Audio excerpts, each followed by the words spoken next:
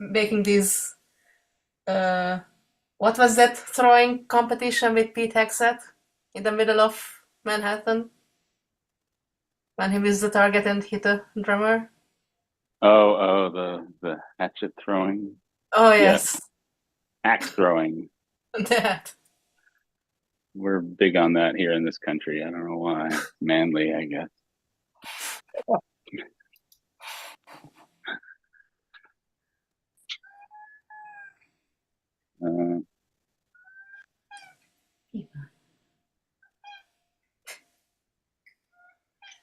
Sorry, my cat wants to play. no,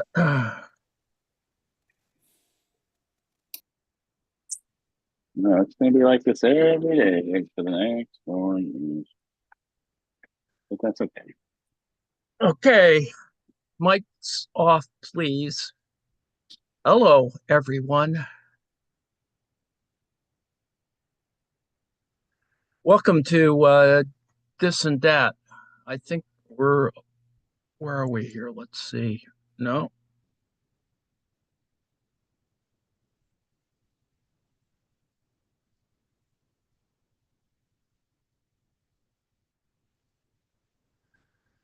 Okie dokie. Welcome all. It's the 22nd of January. Welcome to This and Dat on the autonomouscollective.net on YouTube. Today's yammering was going to be about mystical money. There's a single article done by a fellow by the name of Erickson. Um, and excuse me, um, Edward Erickson, called The Mystical Force of Money. That's a little bit too much on the less analytical side on the one hand. On the other hand, it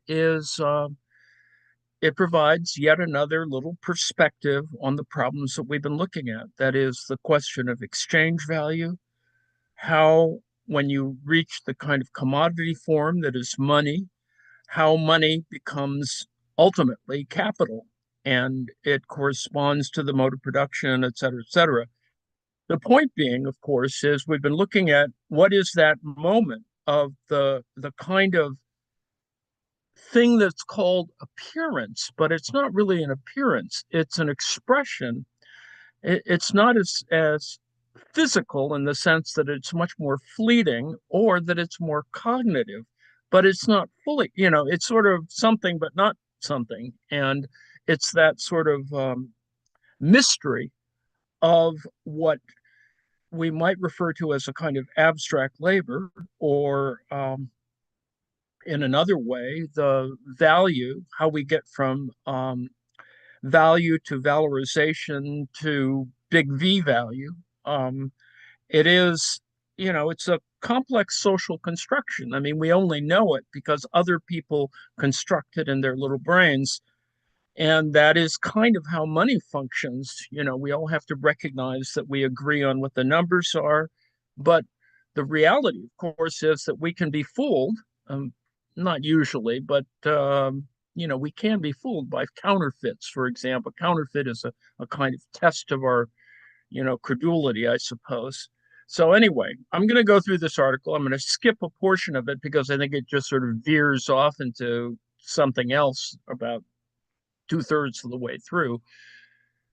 Uh, but I think it still works. And you've heard me actually read from this article before, but I only read one or two paragraphs, and now I'm going to try and do the whole thing and get to the end, etc. And I included a couple of videos that might be useful. I mean, in the same context, that is the discussion of the early chapters of Capital, Volume 1. Although Higginbottom is talking about the same Penguin edition thing that Erickson is talking about. So this is not like it's not what we were doing with the 2024 Princeton version. Rather, we're just simply talking about the earlier English version. Don't think we lose that much in the translation. And I do hope that people appreciate that we're up to, in the Princeton edition, we're up to chapter 5. which we did last weekend. When Marx broaches the question of money in the economic and philosophic manuscripts of 1844, he does not turn to the political economists for an explanation, as one might expect, but rather to the poets and playwrights. In a reading of Shakespeare's Timon of Athens, Marx tells us that Shakespeare excellently depicts the real nature of money. The play follows the descent of Lord Timon from riches to wretchedness as usurers redeem their debts and exhaust the Lord's estate. As the play unfurls, Timon undergoes a traumatic transformation from a kind-hearted and compassionate aristocrat to seething misanthrope. Timon is exiled from Athens and takes shelter in the forest outside the city. Then, in a twist of fate, he stumbles upon a newfound fortune. Lord Timon ironically proclaims, "Gold? Yellow, glittering, precious gold? No, gods, I am no idle votarist." Thus, much of this will make black white, foul fair, wrong right, base noble, old young, coward valiant. Marx quotes from this scene in the economic and philosophical manuscripts and suggests that money, the real nature of money, appears replete with its many magical powers. Money makes possible a universal exchange of both tangible objects that meet each other in the marketplace, as well as the intangible human qualities such as courage, beauty, intelligence, etc. Timon himself displays all these qualities when he is wealthy and their opposites when he is poor. We discover in the money form King Midas incarnate. It transforms all that it touches so that one who possesses money takes on the qualities of money itself. The universal exchange crushes difference and reduces all to a single denomination. In the manuscripts, Marx writes, "What I am and am capable of is by no means determined by my individuality. That is, the money form sets the limits and bounds of one's own horizon. If I have no money for travel," Marx writes, "I have no need for travel. If I have the vocation for study but no money for it, I have no vocation for study." The singularity of money, he argues, becomes the sole delimiting factor for social, cultural, and economic relationships. Let me break there for the moment, and this reaffirms the issue of the structure of the argument of volume 1 of Capital. That is, you start with a commodity, you see that there's a variety of antagonisms, exchange, and a variety of other stuff, and the commodity becomes transformed in a variety of ways and needs to be universalized, and you get a kind of commodity form. You get a money commodity, and then you ultimately get the money, because these are all demanded by exchange, which is the dominant question of use. That is, there is individual use or individual use value, and then there is the social value, that is exchange value, all of which are part of the larger system of creating big V value. According to some readings, Marx moves away from these literary descriptions and humanist concerns in Capital Volume 1 and turns instead to a scientific engagement and explanation of the value form of money. Ernest Mandel writes, "Marx was convinced that the cause of the proletariat was of decisive importance for the whole future of mankind. He wanted to create for that cause not a flimsy platform of rhetorical invective or wishful thinking, but the rock-like foundation of scientific truth.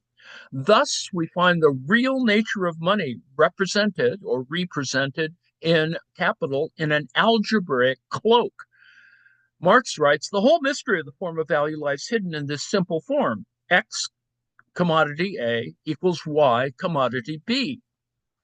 Marx seeks to explain away the dazzling quality of the money form through an analysis of this simple equation. But even when the mystery has been lifted, the mystical force of money remains. I suggest that traces of the dazzling form and the humanist concerns linger in the figurative and performative function of language in Capital. I seek to draw out these traces by reading the origins of the money form in Capital Volume 1 through the economic and philosophical manuscripts of 1844. Note, of course, that we've been talking about the system of relationships. That is, the economic and philosophical manuscripts of 1844, the Ur text, the whatever the prelude, the preliminaries, and Capital itself, and the Grundrisse, of course. A reading, I suggest, that disrupts the scientific discourse that Mandel argues frames Capital, blurring the line between literary and scientific. Theorists have indicated a sharp distinction between Marx's early and late work. Some draw the line between alienation theory and economic determinism. Others, such as Louis Althusser, as an epistemological break in the German ideology. Kojin Karatani, however, argues that such a division overlooks the incessant transpositions and turns in Marx's thought. Karatani writes, Marx's thinking should be read in reference to the micro differences within similarities and proximities. Following Karatani, Erikson examines the micro differences and similarities between these two texts in order to uncover the transformative force and violence implicit in the concept of money as the universal exchange form. Lest you think that that's unimportant, you can certainly and clearly see this motivating so many kind of humanist narratives, of course, just in terms of defining necessity, also defining greed. Erikson teases out the figurative language and literary tropes, focusing specifically on the tension between the scientific and descriptive language of Marx's work. I argue that the performative function of language animates commodities so they appear before us as humans, and conversely, cast upon humanity the thingly likeness of the commodity. So that's kind of the whole deal with this article. Now, in terms of a predicate for that, or a preliminary, let me give you the kind of context, and particularly in a modern context, very important. There is an effect of, and then an interrelationship between modern art that happens at the turn of the century, Picasso, Cubism, blah, blah, blah, collage, Dadaism, all that kind of stuff, and dazzle camouflage that's used in World War I. And unlike other forms of camouflage, the intention of dazzle is not to hide or conceal, but to make it difficult to estimate a target's range, speed, and heading. In other words, it's there, it's palpably there, but what it does is it confuses or dazzles perception, cognition. You can't kind of get it into, get the target in range. Norman Wilkinson explained in 1919 that he had intended dazzle, D-A-Z-Z-L-E, primarily to mislead the enemy about a ship's course, and so to cause them to take up a poor firing position. And this little diagram here shows you actual heading and expected heading confused by dazzle camouflage. So that may seem unimportant to you, but if you look at the Taffy 3 in the it's not Lady Gulf, it's the secondary battle with the smaller group Taffy 3 after the Battle of Lady Gulf. I think it's after it. The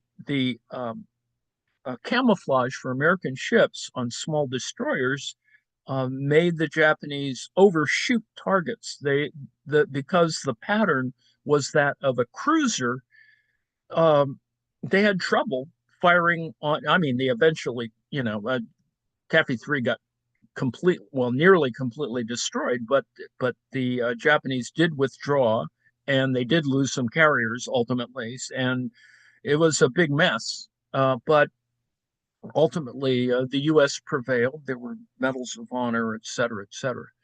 Anyway, so that's kind of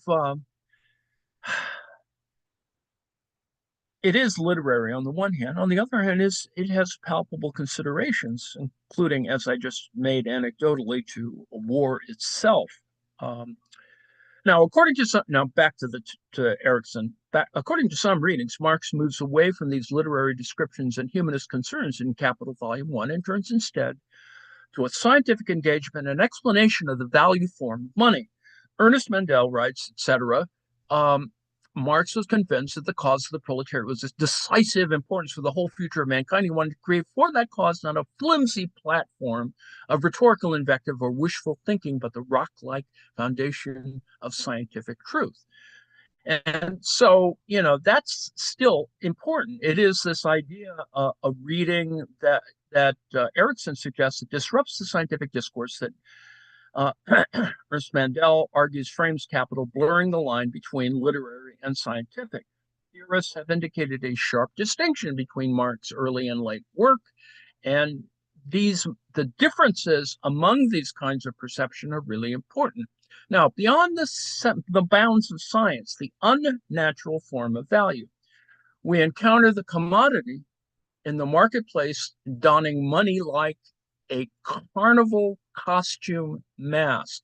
Donning money like a carnival costume mask. Commodities, however, are not born in the marketplace. Rather, Marx tells us commodities come into the world in the form of use values or material goods such as iron, linen, corn, etc. This is their plain, homely, natural form.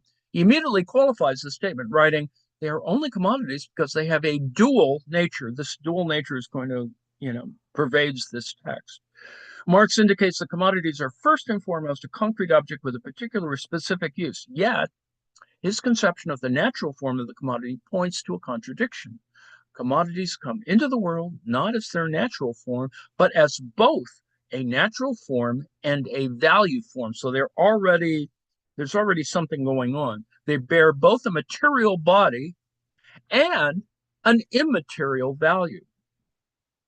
Now, let me break for a second and say, even in a dazzle camouflage, there's actually a ship there, which would be a material body, but there's an immaterial value at work that is confusing precision or thwarting precision. According to his analysis, back to Erickson, according to his analysis, commodities would not be commodities without this dual nature.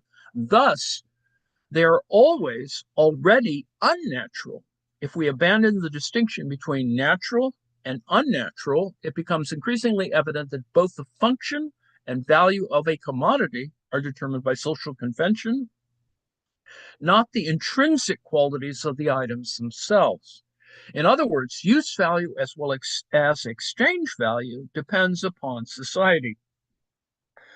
What is the meaning then of this distinction? Why does Marx cast commodities in the light of natural form? The social constitution of the commodity contains an immediate problem for the notion of scientific analysis. Marx writes, the objectivity of commodities as values differs from Dame or Dom Quickly, the character in multiple Shakespeare plays, in the sense that a man knows not where to have it. Not an atom of matter enters into the objectivity of commodities as values. In this, it is the direct opposite of the coarsely sensuous objectivity of commodities as physical objects. While the physical form, that is the natural form, immediately presents itself to us as an object, the immaterial or exchange value eludes us. Marx playfully turns to Shakespeare's Henry IV to point to the mysterious, mystical form of value, the very thing that evades the scientific eye. He goes on to write, we may twist and turn a single commodity as we wish. It remains impossible to grasp it as a thing possessing value. The literary allusion momentarily releases Marx from the discourse of scientific objectivity. The quote suggests that something else may be operating within the exchange value of a commodity that exists outside the bounds of science. Marx, however, does not linger long in this space. While it is not immediately visible, he writes, commodities possess an objective character as value only insofar as they are all expressions of human labor. Thus, he locates an objective measure of value operating within the realm of the social. The problem persists for the physical form of the commodity. The quote begins by taking the physical, natural form for granted. We can grasp it, therefore it exists. The contradiction implicit in the origin of the commodity suggests, however, that the natural form requires closer examination. The natural form provides a foil against which the mystery of the immaterial form appears to us. Now, it's not, let me break there for a second and say it's not a simple, kind of platonic relation. It's a little more complex than that, which actually fits the kind of progress of Platonic thought during the period of Shakespeare, for example, when you have Platonic thought, but then there is something that comes because of the advantage of having greater um, discourse. That is, you can write about it and talk about it and theorize about it, and in Shakespeare's time, hence um, you have a sort of greater discourse about form, and it's less mysterious and more more like discourse. It's discursive in that sense. Anyway, while Marx relies upon the distinction between the natural and social to explain why the objective quality of one form, that is the material, is present, while the other form, the immaterial, is hidden, the distinction remains problematic. The material form of the commodity, as Erickson has suggested, is not determined by its objective physical characteristics, but by its use. That's the pragmatic element of it. Thus, it too operates purely in the social realm. Why then is one form visible and the other concealed? Now, he's going to modify this as he goes through the text, so you have to sort of follow along, I suppose. Alongside the natural and unnatural form, a figurative distinction implicitly persists between the homely form, that is the natural, and the dazzling form, which is social, which may be more telling. The figurative distinction indicates the opposite from that of scientific analysis. While the objective characteristics of the natural form can be measured, weighed, objectified, and analyzed, the adjective homely suggests that the physical form goes unnoticed or overlooked. Conversely, the value form may be invisible to the scientist, but all eyes are drawn to the dazzling quality of the commodity. Thus, the figurative language produces a tension within the text. You could say that it's the function of marketing or merchandising or PR that mediates some of these elements, if you want to think in a more cultural context.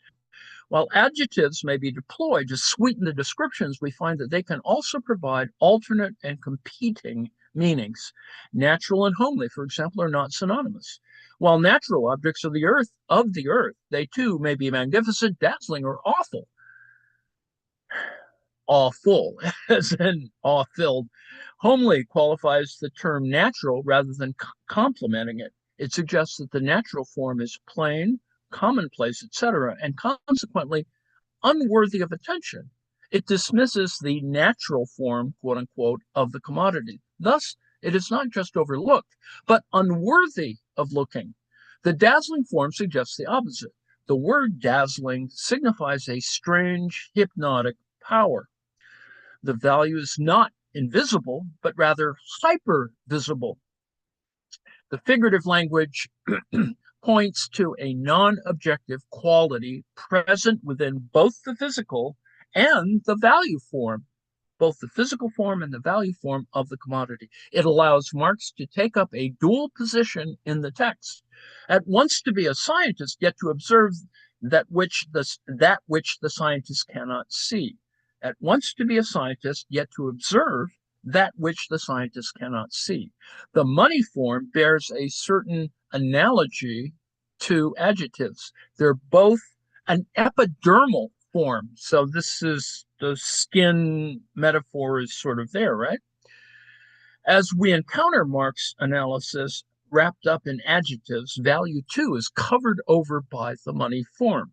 Marx's expressed aim is to strip away the skin and reveal a deeper truth, the blood of our flesh and marrow of our bones. And this is actually a phenomenological point that you could actually make that contrast in Hegel.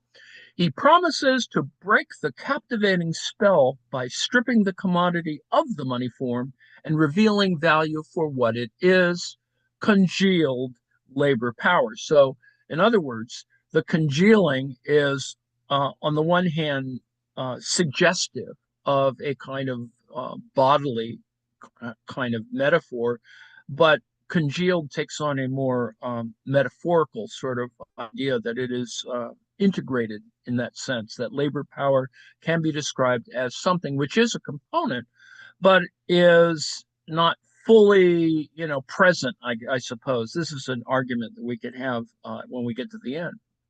Nevertheless, the mysterious force of money persists, not beneath the skin or behind the veil, as he seeks to show us, but in the veil itself, the very thing he wishes to discard. And so this idea of veils is actually very important. Veils are, on the one hand, they're diaphanous, blah, blah, blah, but they also have a degree of transparency. They also have a degree of, shape and form. They can help describe some of that, and yet they can be ignored. That's the kind of understanding that we have with this kind of idea of a veil itself. Behind the dazzling veil, the mystery of the value form is bound up in corporeal manifestation of value. Money simultaneously covers and uncovers value. At once we can grasp the money form, that is, touch it, worship it, yet the whole time the objective value of the commodity remains out of reach. What is more, the dazzling form of money further obscures the objective value. In order to dissolve this mystery, Marx turns to the origins of the money form, a task he claims, quote, never even attempted by bourgeois economics. Marx writes, we have to trace the development of the expression of value contained in the value relation of commodities from its simplest, almost imperceptible outline to the dazzling money form. When this has been done, the mystery of money will immediately disappear. Well, yes and no. The story of the origin that unfolds is both historical and algebraic. The money form and the commodity are intimately related, yet have two different origins. The commodity ostensibly originates from the earth, that is, its natural form, while the money form grows out of the commodity itself. And this is the path of argument that we've been looking at, that money form as a type of commodity, is the idea of commodity is posited first, as Marx does in Capital.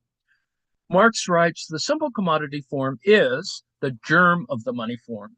The origin of money then is revealed in the simple equation X commodity A equals Y commodity B, or X commodity A is worth Y commodity B. The equation, however, poses a unique problem of translation and analysis. Specifically, how are we to read the equal sign? The equation immediately appears to us in two forms, one as expressed equality via the mathematical symbol, and the second as the translation into English as worth.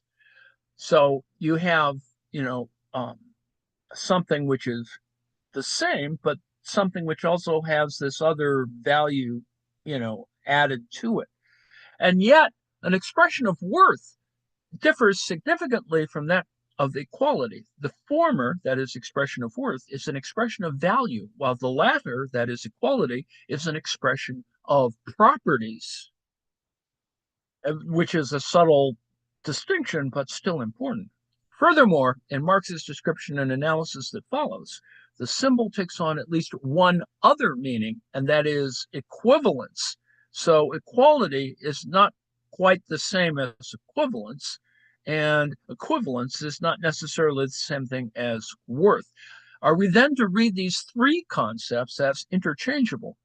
The issue of worth and equivalence are connected to the expression of value. The equation suggests that value is co-constituted within the relationship between commodities. Marx writes, the linen expresses its value in the coat. The coat serves as the material in which that value is expressed. Thus, each commodity simultaneously embodies both value and an expression of value. Commodities are made equivalent insomuch as one is capable of expressing the value of another. Furthermore, the expressed value signifies the worth. The two commodities, however, are not equal. Marx writes, I cannot, for example, express the value of linen in linen. 20 yards of linen equals 20 yards of linen is not really an expression of value. It's a tautology. The value statement is only meaningful in so much as the two materials differ. That is, difference it defines this. In other words, value can only be expressed through difference. While the two commodities meet each other as equals, as capable of mutual exchange, they are not equal in objective measure.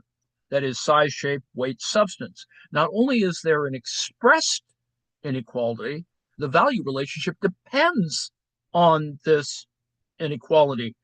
Now, without getting into a long lecture on this, this is about absence and presence, foreground and background, that things are, center periphery. These things are always seen in a kind of context. Back to Erickson. The equal sign perhaps points to a deeper reality. Marx writes, in the expression of value of the linen, the usefulness of tailoring consists not in making clothes, and thus also people, but in making a physical object which we at once recognize as value, as a congealed quantity of labor. So, regardless of the material difference between the two commodities, their value originates from the same place, labor. That is, you sort of acknowledge or recognize tailoring as that difference. More specifically, equal sign points to the direct relationship between value and the expenditure of labor power. I don't even want to go there. Wait a second, we'll get there in a second. So the multiple meanings, that is the polysemous equal sign, or polysemic, there's a variety of ways of using that. The polysemous equal sign allows Marx to play upon the concept of equality in a way that problematizes the concept of value. This is the French thing about it, that it makes it analyzable or open to criticism in that particular sense, available to criticism. That's how problematized is used in this sentence. At the same time, this veil of equality reveals the mystery of money, the universal exchange value. So in other words, you have this kind of, the shape of the universal is made kind of available to us. And if you got into, from a painting point of view, or you were Kantian or something, this is like, oh, well, we have a hint at the sort of sublime nature of whatever is being expressed behind the veil. Anyway, back to Erickson. The value form develops out of the relationality between commodities, but then becomes crystallized in the money form. So the money form is a way of crystallizing, and crystallizing doesn't mean that this is forever. It just simply, it suggests that there's some kind of structural unity that's going on. While Marx has uncovered the common denominator of commodities, that is labor, a mystical force remains in the function of money as the universal exchange form. Marx further seeks to explain away the mystery by turning to the historical context in which the money form arises. He maps the shift of the expression of value from commodity to money, which is the structure of the argument. Marx notes that while nomadic peoples were the first to develop money, the concept of money reached fruition at the end of the 17th century during the French Revolution. He writes, quote, men have often made man himself into the primitive material of money in the shape of the slave, but they have never done this with the land and the soil. And then adds, such an idea could only arise in bourgeois society, unquote. Capitalism marks the moment when the money form comes to encompass the totality of society. The analogy between human slavery and capitalism hints at the nature of capitalism itself. Money contains the power and force to extend the system of slavery over all life. Money itself has become the master. And, the further arguments are, wage slavery, etc. The analogy echoes the economic and philosophical manuscripts of 1844, where Marx writes, and this is kind of always an interesting quote because it has other implications as fairly obvious. Money is the pimp between man's need and the object, between his life and his means of life. In both Capital and the manuscripts, money is a medium through which everything passes. Money asserts a powerful force that commands all things, commodities, and humans alike. In examining the process of transformation from a commodity to money form, Marx writes, what appears to happen is not that a particular commodity becomes money because all other commodities express their values in it, but on the contrary, that all other commodities universally express their values in a particular commodity because it is money. Money is the universal form of exchange value. Now, while it takes the form of value, it's not the object of value itself. So there's another set of transformations going on. Nevertheless, these two concepts, that is value and value form, have often mistakenly conflated within the money form. Marx himself comes close to committing this very error, of which he warns the reader. He notes that certain commodities, such as gold and silver, are by nature best suited for the money form. Again, the discourse of natural and nature becomes highly problematic. Precious metals are no more or less suited for money than numerous other materials, that is, linen, iron, stone, paper, etc. The emphasis of the natural form places undue significance on the form itself, ignoring the social context which has granted this material primacy. Thus, Marx seeks to lift the veil of mystery surrounding the money form, but he adds to this mystery by suggesting that the gold and silver are imbued by nature to occupy the value form. I don't got to show you no stinking badges, blah, blah, blah, blah.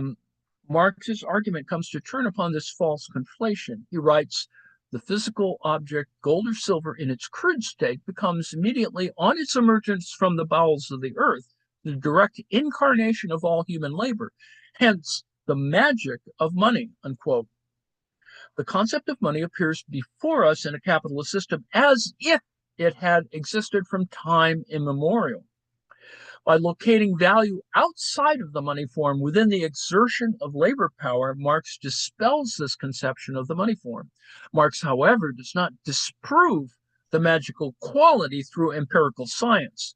Rather, he renders it absurd and dispels it via irony, hence the magic of money. So Marx is playing with the scientific discourse by interjecting literary tropes. In one sense, this play may point to the outer limits of scientific inquiry, but in another sense, it merely suggests an extra scientific element operating in the text. By stripping gold and silver of their magical properties, Marx reveals a fundamental violence at work within the relationship between people and commodities. At the heart of the commodity lies the severed and alienated labor power that has been extracted from the worker.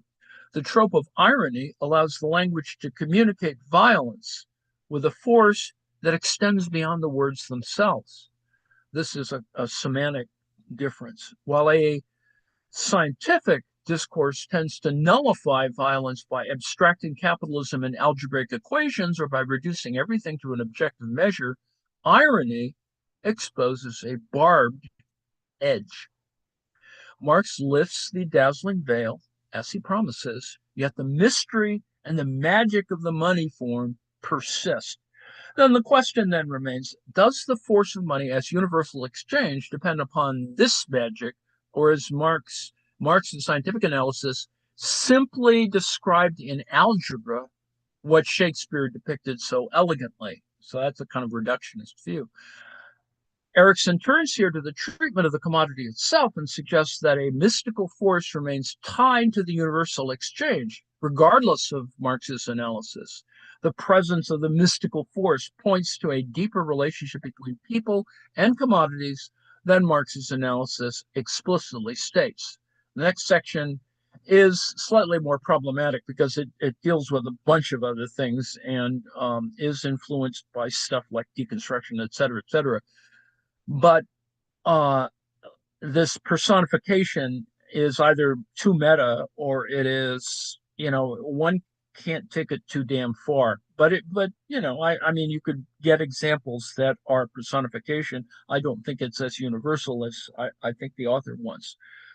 The personification of commodities. Commodities come into the world, Marx tells us. Yes, they come into the world, but they do not come to us as newborns, as one might infer, but rather returning from the dead. We encounter commodities and capital not as passive objects, but lively creatures.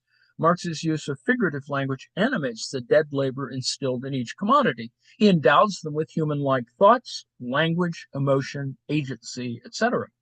The trope of personification pushes commodities into the human dimension and conversely binds humans with the world of the commodity. Thus, the humanist concern that ostensibly faded from view in Marx's later work remains present in Capital, although hidden in the figurative language and particularly in the trope of personification. In Capital, not only do commodities speak, but they speak with a language all their own. Marx suggests that a commodity reveals its thoughts in a language with which it alone is familiar, the language of commodities, unquote.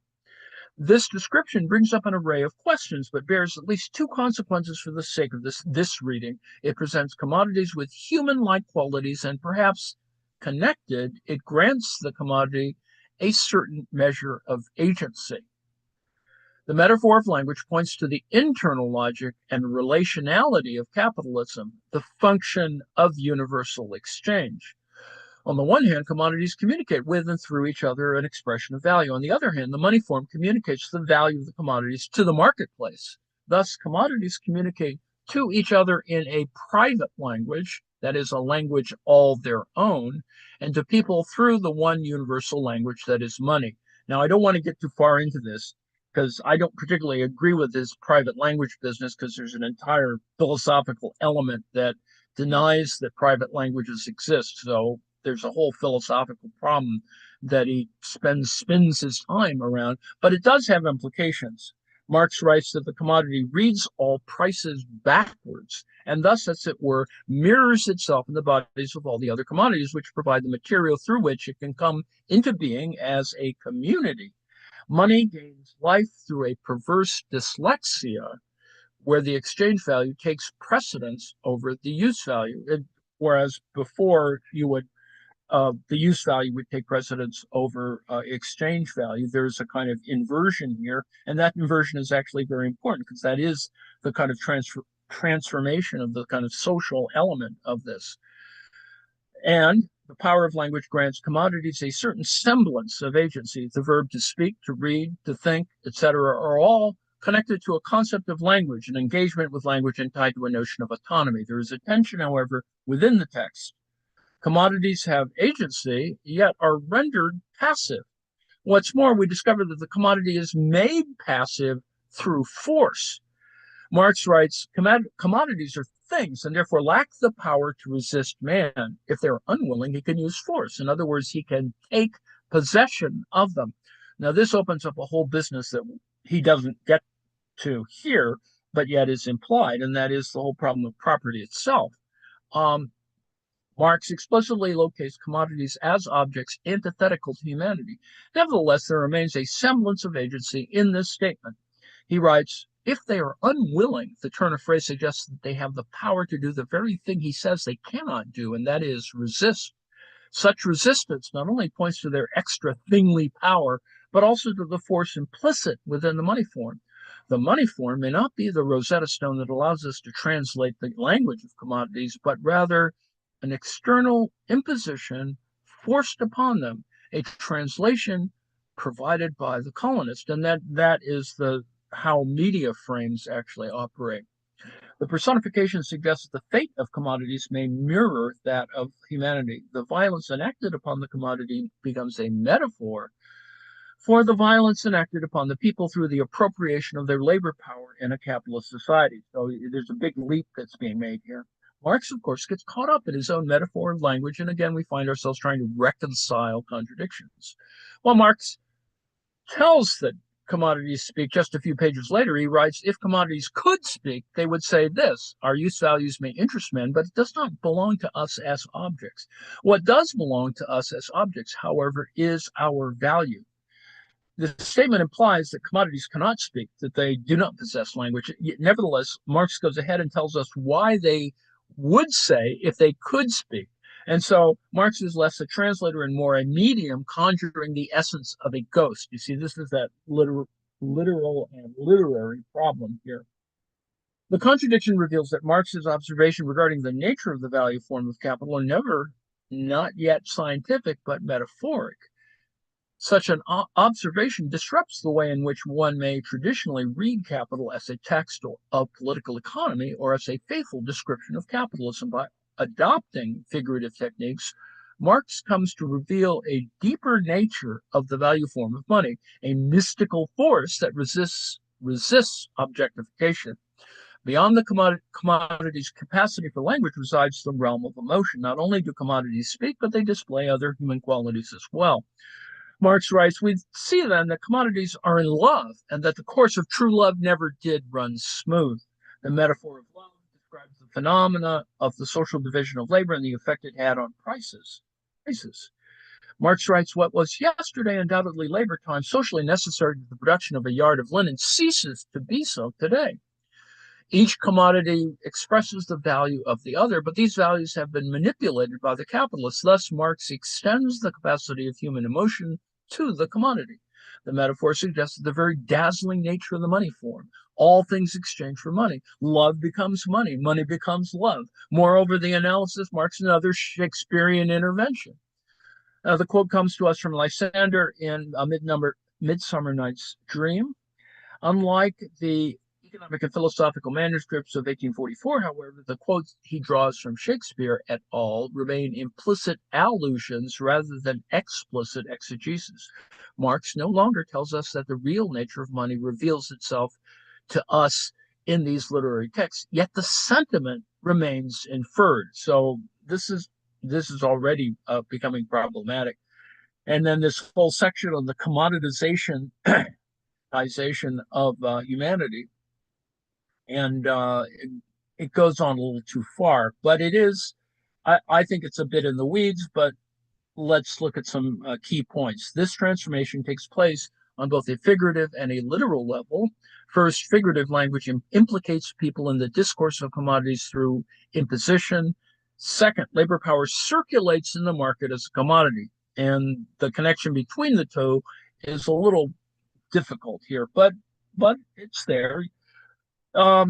Money necessarily crystallizes out of the process of exchange, in which different products of labor are in fact equated with each other and thus converted into commodities. Yet money remains a secondary, not a primary function. It does not permit the exchange, but merely facilitates the exchange. And that's actually very important. You don't reify money. Money is just simply, as others will describe it, as the denotative definition of money includes, that the liquidity of money, it is to facilitate and not to be exchange itself, but rather it mobilizes exchange. Nevertheless, the money form reveals for the first time the equivalence of humans and commodities by bringing them together under a single universal form of value. The transformative nature of money presented with Human of Athens returns again in Capital, although with a minor difference. In Capital, Marx no longer talks about money specifically, that is, as a single or a one commodity form, but commodities generally. And that's generally the path that Marx takes up through Capital. That is, he begins with specific things and then is trying to achieve a more universal position, a more generalizable element. In the economic and philosophical manuscripts of 1844, Marx writes, money is the supreme good. Therefore, so is its possessor. Money, besides, saves me the trouble of being dishonest. If I'm presumed honest, I am stupid, but money is the real mind of all things, and how, when should its possessor be stupid? Here we see the mirroring at work. The image of money reflects back upon its beholder so that the person takes on the quality of the material. In Capital, however, Marx writes, the natural laws of the commodity have manifested themselves in the natural instinct of the owners of commodities. Similarly, the laws of one are manifested in the other. Humans take on the nature of commodities just as commodities take on the nature of money. With the former, the value of people is expressed by money. With the latter, people become commodities that circulate alongside other commodities. The figurative blurring of humans and commodities complements some of Marx's broader observations of capitalism. He notes capitalism arises only when the owner of the means of production and subsistence finds the free worker available on the market as the seller of his own labor power. Capital, therefore, announces from the outset a new epoch in the process of social production. Thus, capitalism arises at the moment when humans enter their labor power into the market as a commodity to be bought and sold. Here we find the personification of commodities and the commoditization of humans. Excuse me. Perhaps then we might revise the classic distinction between a young humanist Marx and an old empirical Marx.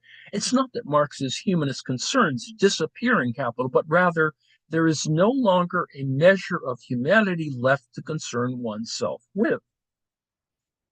And, if you try to read this too closely, you recognize there's lots of smaller kinds of ironies, contradictions, whatever, in the logic that Erikson is pushing here. But I think the spirit of it is important. And so if you close this, the closing section of the article, rereading Capital, reading Capital through the economic and philosophical manuscripts of 1844 problematizes the concept of scientific objectivity.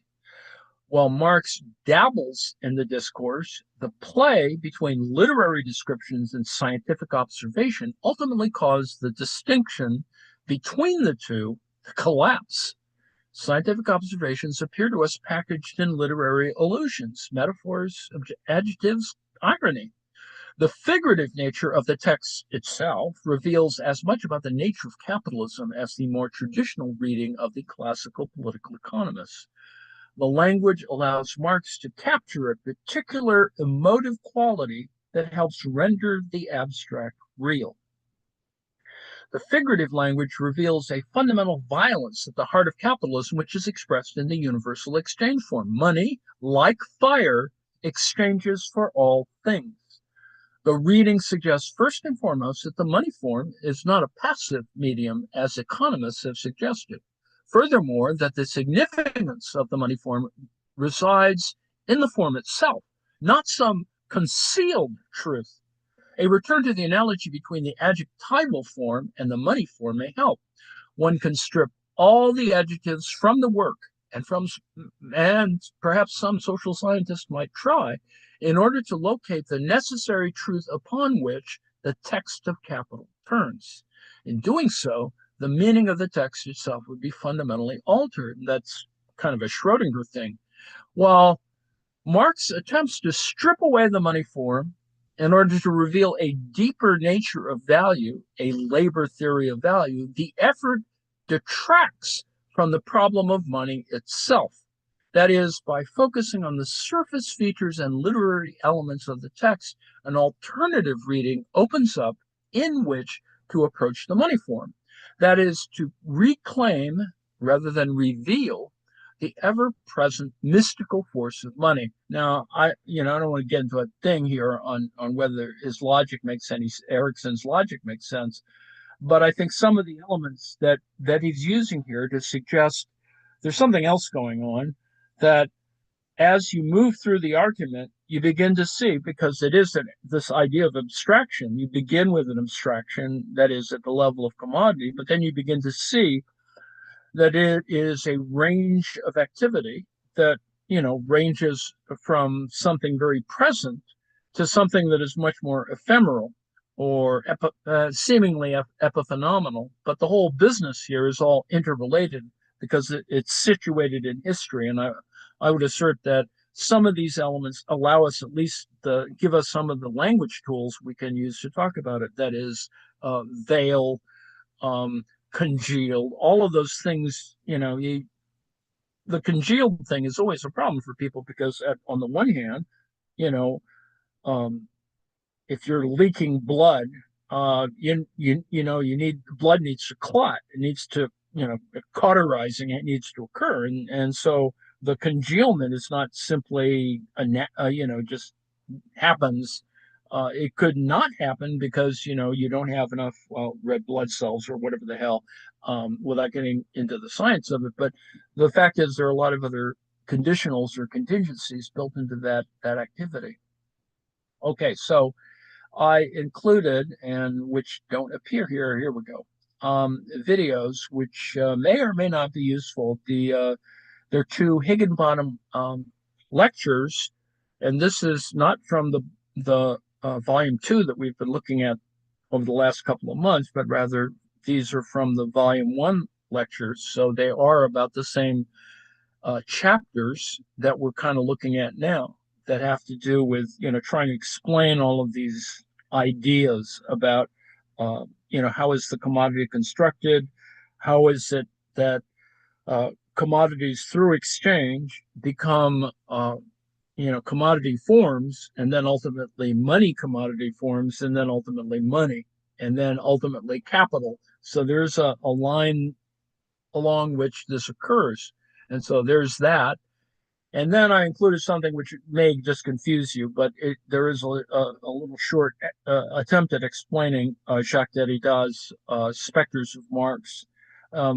Spectres of Marx was written after the fall of really existing socialism in the Soviet Union. And so it takes from the Communist Manifesto that the expression there's a specter haunting Europe. I think that's how it goes.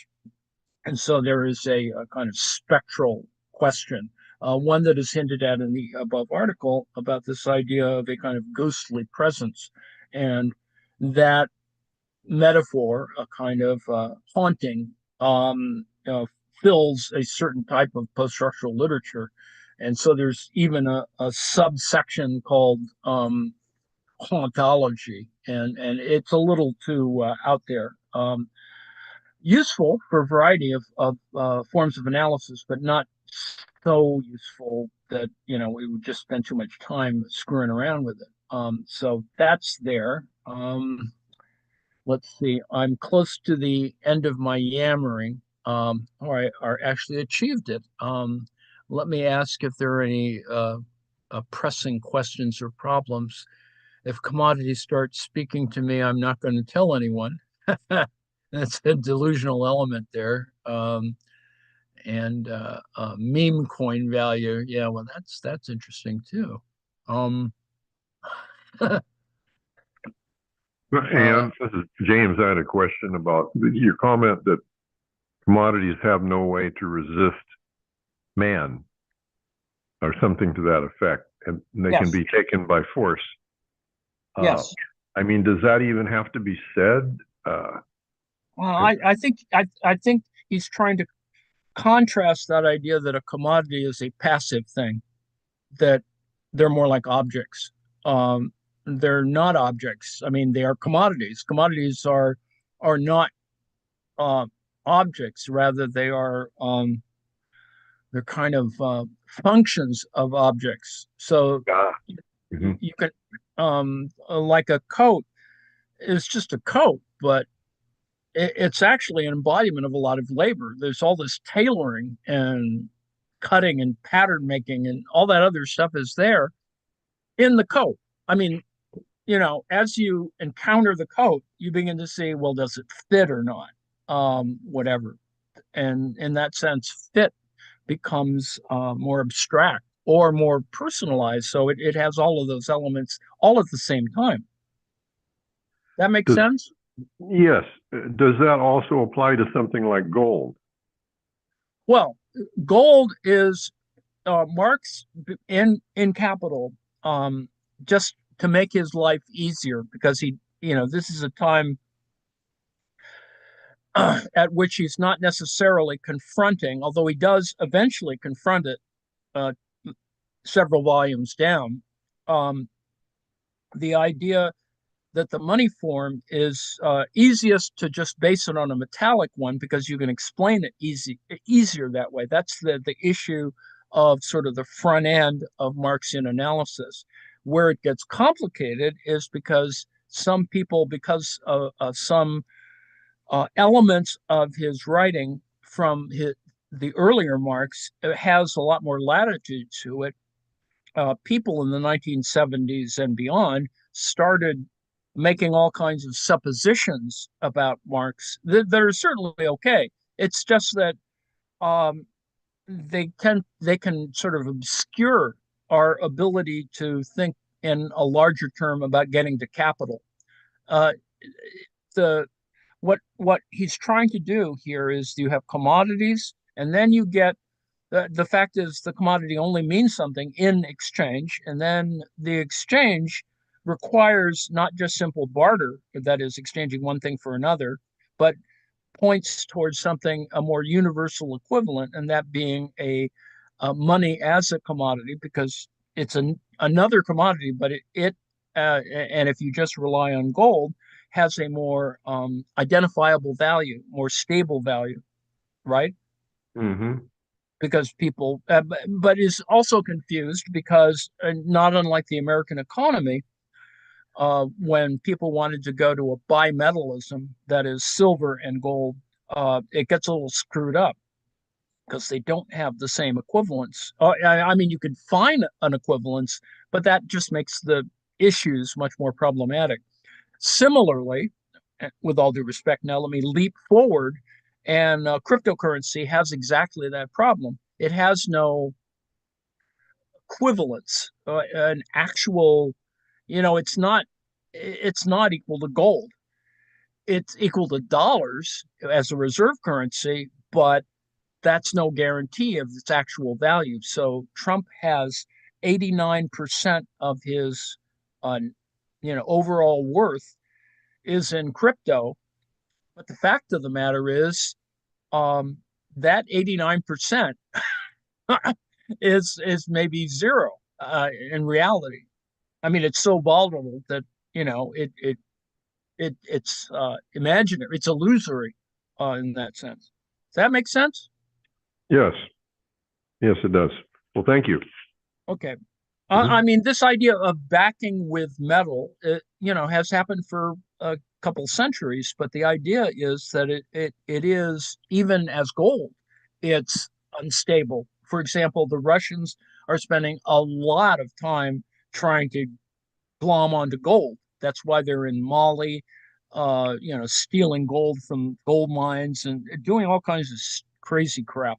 Um, because they have this thing, and it's a metalism thing that they see as the only way to guarantee their stability, because the ruble is not a reserve currency. What do you think of their logic? It's a short-term thing. They're just playing the float. I mean, the big problem is, they love to have it's their problem for decades. That is, because they've been put in a situation where rubles just aren't a reserve currency. They're always at the mercy, as it were, of the Western um, uh, Western banks, or currency, whatever. Um, the hegemony of the IMF and the World Bank, et cetera. So that's a problem. Although they've tried to thwart it by, for example, that's why there's all this Russian capital in the UK. They've done kind of crazy crap, buying stuff and holding all kinds of things that are, either real or imagined. Um, there's all this capital being held outside of Russia. They have an incredible amount of capital that's not held in Russia. It's held somewhere else, similar to offshoring capital by Americans, but in a much more insidious way, because it doesn't necessarily reflect back into the Russian economy. I hope that makes some sense. Yeah. So, for example, the empty-headed Trump says, well, I'm going to force a peace between Ukraine and Russia by instituting more sanctions and et cetera, et cetera. Well, he's just full of crap because a significant amount of sanctions have already been applied, some of which are not enforceable, and others of which have been totally thwarted in terms of the flow of, for example, the shadow oil fleet. Um, we have no way of stopping that. I mean, you've got the Finns pulling over, a tanker or two, but ultimately it's much crazier than that. Um, and that's just the tip of the iceberg. But whatever. Um, I don't know if that fully answers your question, but the point is that there's an asymmetry in the system that um, that the Russians are pursuing, and for them, the safest thing to do is to go to metalism. But the fact is, they still have to convert to a reserve currency of one kind or another, and that's what screws them. They have to have a much more vital home economy, which is really problematic because they're constantly looting their own economy, and so it's just always a problem. Mm. Those oily oligarchs. Well, yeah, it's the oligarch thing, and it's just they're not going to bring it under control because it's never been under control. Or to look at it differently, what Putin did was at least choose a ruling oligarchy or ruling cartel or whatever, however you want to think about it. That's what he did in what 93 or 94, whatever. He made a kind of deal. And I suppose some other people along the way got executed or purged or assassinated or whatever. And it's kind of organized itself that way. But it's much more complicated than that, of course, because you could see that in, the people sucked up to Putin, like Prigozhin of Wagner. And you see where that got Prigozhin, right? Huh. Yeah. He takes a plane and he's trying to get to St. Petersburg, but somehow somebody put a bomb in the wheel well and he didn't get anywhere. And of course he had all of his cronies on the same damn plane. So pretty much, stuff happens. Yeah, it sure does. A friend of mine, a young kid, actually was flying Ukrainian oligarchs all over the place, maybe 10 years ago. Yeah. In a private jet. He says they were just coming and going and coming and going and going all over the place and wheeling and dealing. Stuff happens. And yes, gold, I don't have any empirical proof for it, but I would assert to you that, gold moves around a lot. I would assert to you, and I think it can be proven. I just, I don't have the power to do it, but I wish someone would enforce customs regulations better. Let's put it that way. Well, remember when Germany requested the repatriation of some of their gold from the U.S.? Oh yeah. Oh yeah. I mean, are other countries taking the cue and doing the same thing, or are they stupid enough to let it sit over here? Well, this is much more complicated. This has a lot to do with settlements and a bunch of other things that I don't understand really well. But there's just it's pretty complicated. Uh, there's stuff sitting around that we don't know about, and that's the hidden nature of, I suppose, that whole thing. Hoarding, as it were, of gold, and of course that's a very natural thing, just to even at a proletarian level.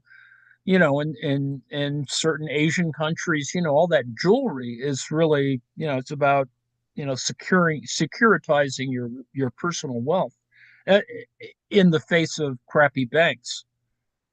You hold all your wealth in jewelry, Mm-hmm. and it becomes really fetishized, of course. But that's what happens. Yeah. Okay. Cool. Thank you. Uh-huh. I mean, the metaphor for that, of course, if you see what's Scorsese's movie Casino, you can see all of these elements at work, aside from the mafia and whatever organized crime. But But the fact is, you see that there's really no difference between organized crime and the government. I think ultimately what Scorsese does, particularly in Casino, but in his other films, is always this kind of gray area between the disorganized crime of, I guess, the government and organized crime, which is the mafia. So that's always interesting. I just watched a movie the other night on Max about the war for the control of the ecstasy trade in Phoenix. That's where I grew up, Wow. Tempe. And there was this guy from England who's kind of a goofy raver type guy, kind of a fun, harmless kind of cat, really. And he got a degree in finance in England, but he didn't know what to do next. So he came over and he ended up going to a rave in Phoenix and took some ecstasy, and it changed his life, and he learned how to dance and had a good time. And he became the kingpin of the whole trade there in the Phoenix area, which was a big deal. And then Sammy the Bull mobster guy. Yeah. They sent him out there under witness protection because he'd ratted out the mob. Yes. Well, his son, and this is a documentary, this movie is really quite interesting. This is not actors, but they're all such characters that they could have been played by actors. But anyway, the son, he decides he wants to take over the X trade in Phoenix and put this other English guy out of business. And it goes on, and Sammy the Bull, he gets involved in financing this. And I'm not going to spoil the plot line for anyone who wants to watch it, but it's really quite good in that it's a documentary, not some product of some script writer with too much coffee in his veins. And yeah, I had no idea that went on back then because I left Arizona in '61. Anyway, if anyone is interested, it's a movie that's recently out. I can't recall the name of it. You'll see it. It's about the struggle between a mafia's son and an English financier. Well, the current state of these kinds of relations are, that it's much more internationalized. Let's put it that way.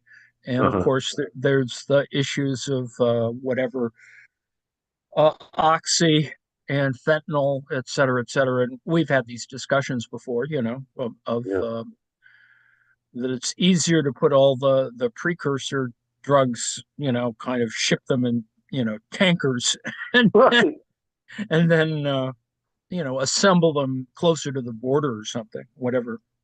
Yeah, I have a friend who lives in Acapulco. He's a retired Mexican airline captain, and we got to talking about this and that, the border and everything, and drugs. And he says the drugs don't come through the border in somebody's trunk of their car or inside their spare tire.